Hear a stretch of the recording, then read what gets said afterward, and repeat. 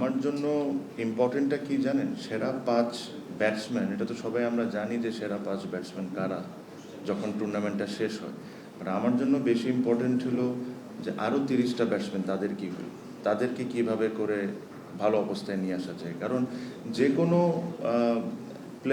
কোনো প্লেয়ারের কিন্তু একটা সিজন বাজে যেতেই পারে, নট নেসেসারিলি ওই প্লেয়ারটা খারাপ। এরকম অনেক হিস্ট্রি আছে যে আন্ডার-19 টিমে চান্স পায় নাই, কিন্তু ন্যাশনাল টিমে রিপ্রেজেন্ট করেছে, ভালো করেছে।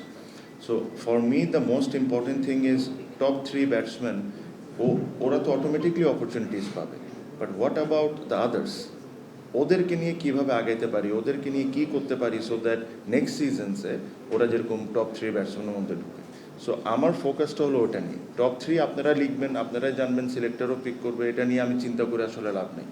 But I am thinking about the others, যাদের ভালো টুর্নামেন্ট যায়নি, দে আর কেপেবল, ওদেরকে নিয়ে।